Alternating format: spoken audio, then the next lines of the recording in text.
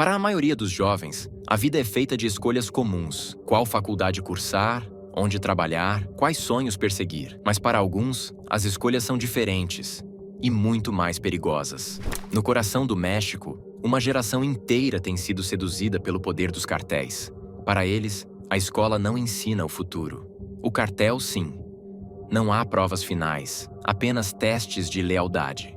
E as recompensas não são diplomas, mas pilhas de dinheiro, carros de luxo e um nome temido nas ruas. Eles entram muito cedo. Alguns aos 15 anos, outros até antes. Atraídos pelo dinheiro, pelo respeito, pela ilusão de que podem ser diferentes. Mas dentro dos cartéis, não existe futuro garantido. Apenas 2 caminhos são certos: a prisão ou a morte. Mas o que leva um adolescente a pegar uma arma ao invés de um caderno? Como o cartel transforma garotos comuns em sicários impiedosos? E será que existe um caminho de volta depois de cruzar essa linha? Hoje, vamos mergulhar nas histórias reais de jovens que entraram no submundo dos cartéis.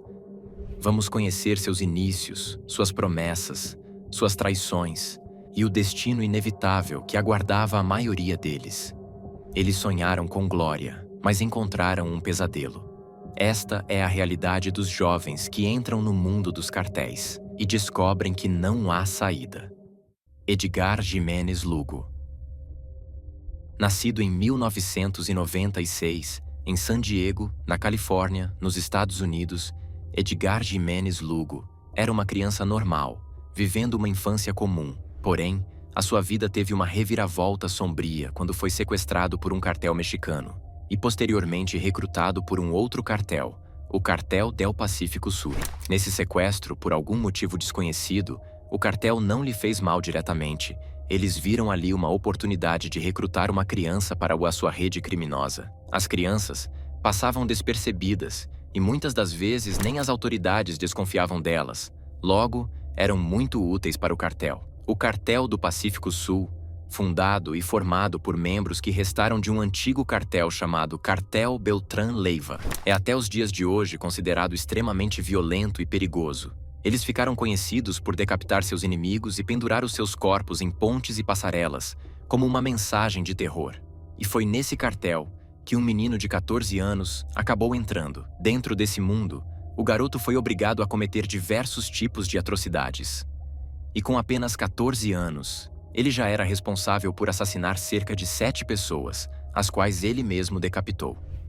Dentro do cartel, ele ficou conhecido como El Ponchis, palavra que significa manto ou capa, e trabalhava para o cartel de drogas no estado de Morelos, perto da cidade do México. Mas a sua vida no crime não durou muito, pois em dezembro de 2010, Edgar foi capturado pelo exército mexicano enquanto estava tentando fugir para os Estados Unidos, junto de suas 2 irmãs. Eles estavam tentando embarcar em um voo no município de Cuernavaca, em Morelos, no México, e o seu objetivo era ir até San Diego, onde tinham parentes. Porém, esse voo foi parado antes mesmo de decolar, e Edgar, com apenas 14 anos de idade, foi mandado para a prisão, para esperar seu julgamento. Ao comentar sobre os assassinatos e mortes, Edgar chegou a dizer: "Eu me senti mal fazendo isso e fui forçado a fazer. Eles disseram que me matariam se eu não fizesse. Eu apenas os decapitei, mas nunca pendurei os corpos nas pontes. Nunca." Algo bem pesado vindo de um adolescente que foi jogado nessa vida e ameaçado a cometer terríveis atos. Em 2011, Edgar foi condenado a passar 3 anos em um centro de detenção juvenil, o que era, na época, a sentença máxima para um menor de idade. Durante todo o seu tempo preso, ele não só demonstrou estar arrependido de tudo que fez, como teve um ótimo comportamento, mostrando que realmente estava arrependido dos crimes que havia cometido. Em 2013, ele finalmente foi liberado e mandado para San Diego, onde tinha parentes. Mas todo mundo sabe que, na realidade, ele foi mandado para os Estados Unidos, para ficar mais longe possível dos perigos que o esperava no México. Rosalio Reta. Rosalio Reta. Um nome que ecoa no submundo do crime com um peso aterrorizante. Mas o que torna essa história ainda mais perturbadora é a idade com que tudo começou.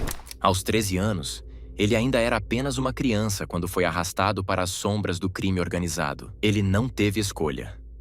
O cartel Los Zetas, um dos mais cruéis e sanguinários da história do México, moldou seu destino antes mesmo que ele pudesse entender o que significava ter um. Forjado em meio à violência, Rosalio logo se tornou mais do que um simples sicário para o cartel.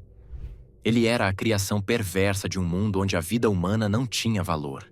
Aos poucos, a inocência infantil deu lugar a um assassino sem remorso, um instrumento de morte que matava sem hesitação. A brutalidade com que ele eliminava suas vítimas não era obra do acaso. Seu mentor e líder do cartel, um homem chamado Miguel Ángel Trevinho Morales, o tão temido Z4, não apenas recrutou o menino, mas o transformou em uma máquina de matar. Aquele que deveria ser um líder de homens, escolheu corromper uma criança, ensinando-lhe as formas mais terríveis de tortura e assassinato. O tempo passou, e Rosalio subiu de patamar com uma rapidez assustadora. Enquanto outros sicários precisavam de anos para conquistar respeito, ele alcançou o topo ainda adolescente. Mas sua sede de sangue era insaciável, mesmo dentro de um cartel. O garoto que deveria estar na escola, aprendendo sobre a vida, estava executando pessoas nas ruas. Não apenas rivais, mas civis, pessoas comuns que cruzavam o caminho do cartel. E ele não se importava. O garoto já não sentia nada. A violência logo se tornou um vício, e mesmo dentro do cartel, ele passou a ser visto como um problema.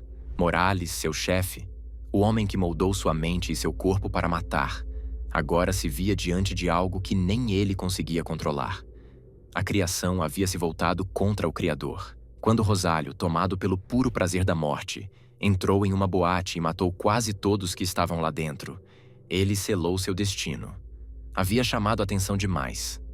Foi nesse momento que Morales tomou a decisão definitiva. Se livrar de seu monstro era a única opção. E fez isso da forma mais simples, entregando-o para as autoridades.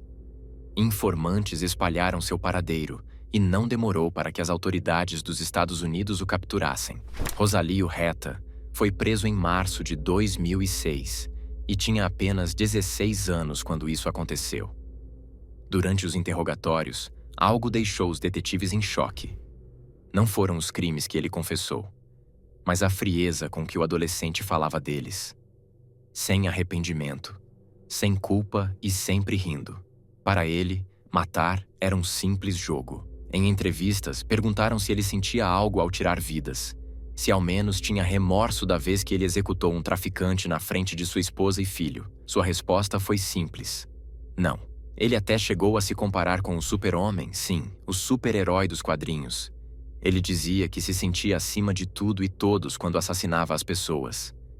E caía na gargalhada quando lembrava de suas vítimas, como se fosse apenas mais um dia comum. Agora, o garoto que um dia foi uma criança inocente, mas que cresceu na escuridão do cartel, está condenado a 70 anos de prisão. Ele provavelmente nunca mais verá a liberdade.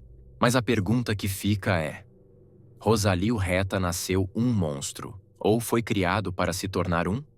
Raul Meza Torres.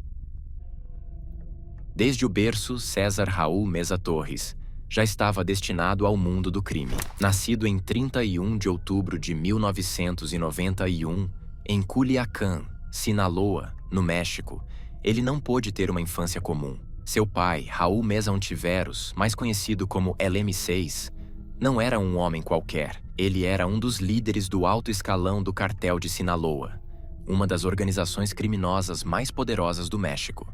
Crescer nesse ambiente significava uma única coisa: a violência fazia parte do cotidiano. Para César, não havia dúvidas sobre qual seria seu futuro. Ele cresceu com uma ideia em sua mente: ser como o pai.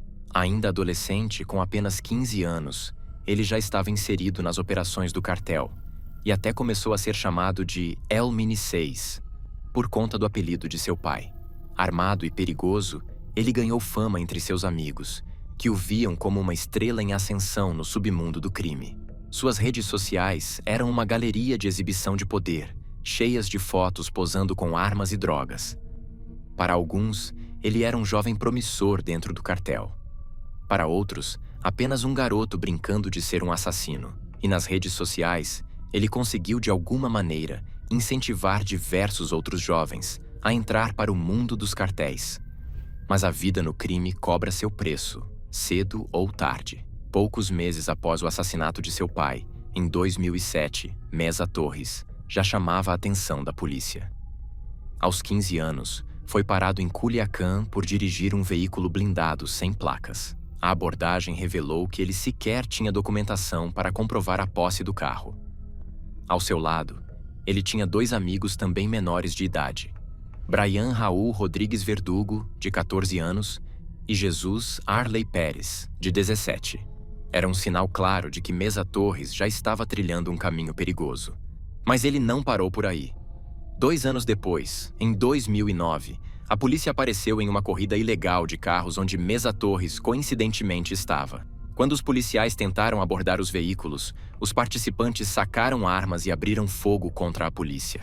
O tiroteio foi intenso, mas os criminosos conseguiram escapar. No entanto, em meio à correria, um dos carros foi deixado para trás, e esse carro pertencia a Torres. Dentro do veículo, havia uma placa roubada. O rastro de crimes começava a se fechar ao redor do garoto. Foi aí que o destino começou a mostrar que a vida de César Meza Torres terminaria da mesma forma que começou, com violência. Em 25 de abril de 2010, quando ele tinha apenas 18 anos, ele estava em Zapopan, em Jalisco, quando sua sorte finalmente acabou. Alguns policiais patrulhavam o bairro de Las Águilas quando avistaram um carro suspeito. Ao tentarem abordar o veículo, Meza Torres e seu cúmplice, Fidel Rojas Félix, decidiram reagir.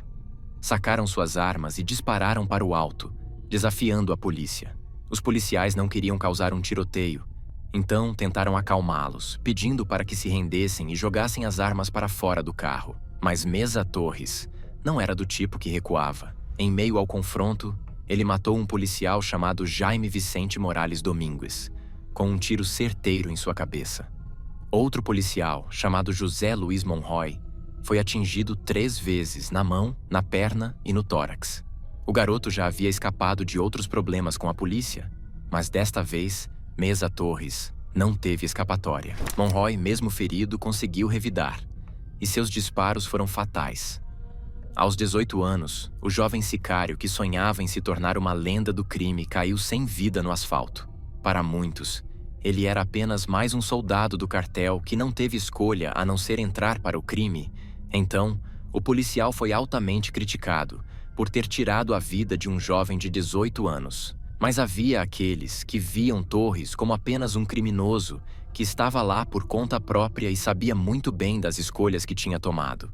E que a atitude do policial foi apenas um ato de defesa. Afinal, ele tinha acabado de ver seu companheiro de patrulha ser assassinado com um tiro na cabeça. Logicamente, isso são apenas opiniões alheias, mas uma coisa é certa: a vida no mundo do crime organizado não perdoa ninguém, e a cobrança sempre é letal. Edgar Guzmán Lopes.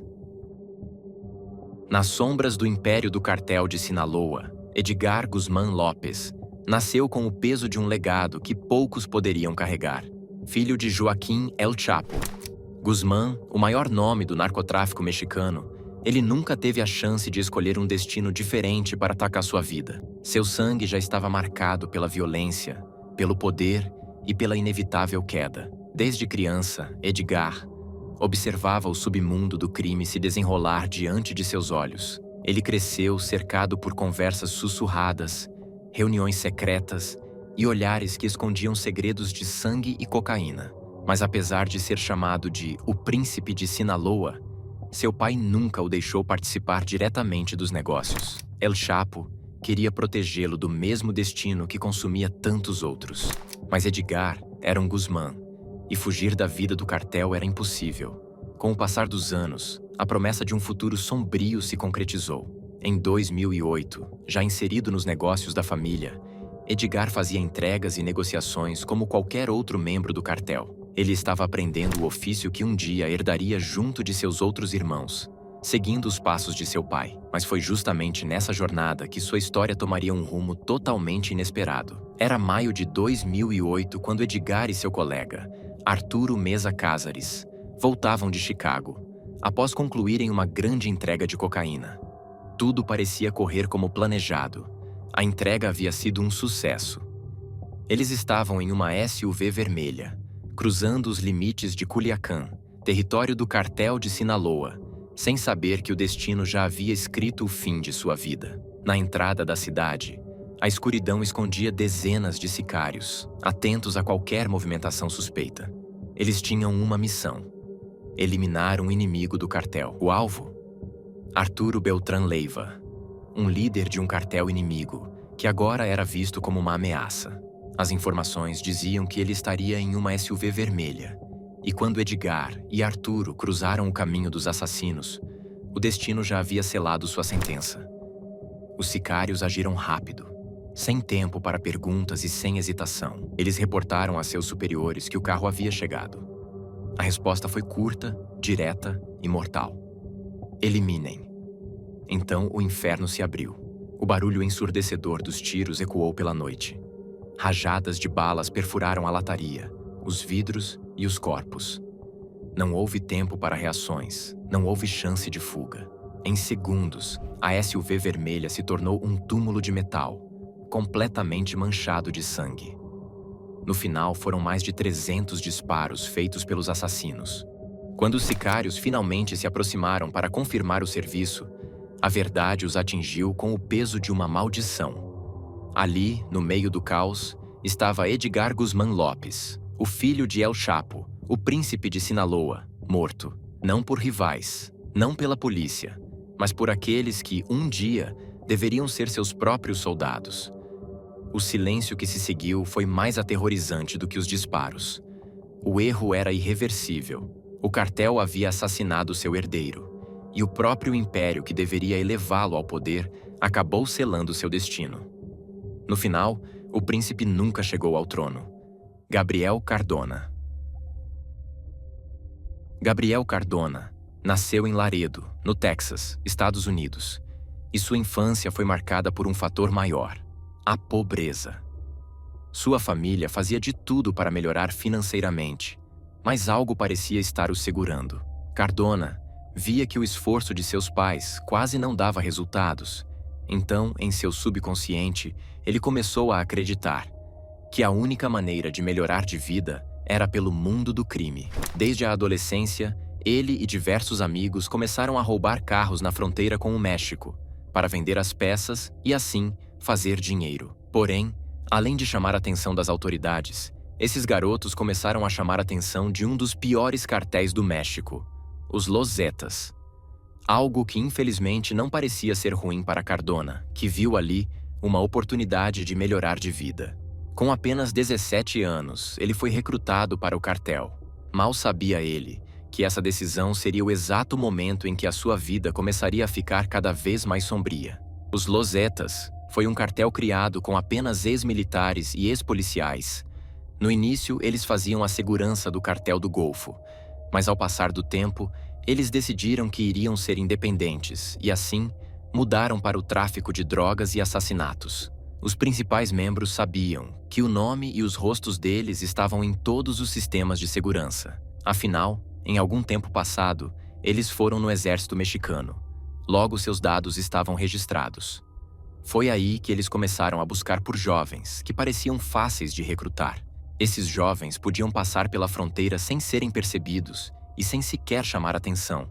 E com uma simples promessa de melhorar a vida financeira desses jovens, eles aceitavam sem nem pensar duas vezes. Porém, para Cardona, o destino seria diferente.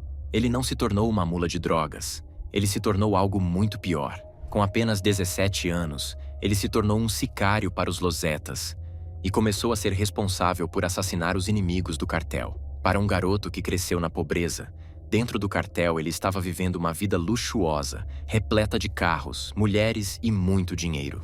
Para ele, estava vivendo um sonho. Mas assim como todos nessa lista, a vida do crime tem uma validade. E para Gabriel, a sua vida venceu em 2006, quando ele finalmente foi capturado pelas autoridades. A conexão com os assassinatos eram claras, ainda mais quando ele confessou as vidas que ele mesmo tinha tirado. No final do seu julgamento, Gabriel Cardona foi condenado a 80 anos de prisão e até hoje está preso pagando pelos crimes que cometeu. No final, o destino dos jovens que entram para os cartéis raramente muda. Alguns caem nas mãos da polícia. Outros, mais trágicos, perdem a vida em emboscadas traiçoeiras, vítimas da guerra sem fim entre os cartéis. Já aqueles que conseguem sobreviver se veem condenados a uma existência de constante paranoia, vivendo sempre à sombra do medo, esperando pelo dia em que será finalmente a sua vez de cair. As promessas de riqueza e poder que o narcotráfico oferece são temporárias, como um doce veneno que deixa um gosto amargo depois do primeiro gole. O dinheiro fácil desaparece tão rapidamente quanto aparece. A ilusão de respeito se desmorona, transformando-se em medo e em desconfiança. O que está acontecendo com o mundo? Como um menino que deveria estar se preocupando com a escola, com os sonhos simples de quem tem um futuro pela frente, se transforma em um assassino e também em uma peça importante em um jogo mortal dos cartéis? Como é possível que a infância seja roubada tão cedo e o futuro moldado por sangue e sofrimento? E talvez a pergunta mais dolorosa de todas: até quando essa história continuará se repetindo?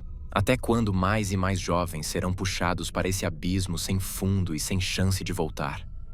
E enquanto os cartéis dominam os destinos dessas vidas, o ciclo continua. Jovens se tornam criminosos, se tornam soldados, se tornam vítimas. E a história inevitavelmente se repete. Se você chegou até aqui, não se esqueça de se inscrever no canal e deixar seu like, para que assim a gente continue trazendo mais conteúdos. Eu te convido a assistir outros vídeos que estão aparecendo na tela. E vamos ficando por aqui, eu te vejo depois.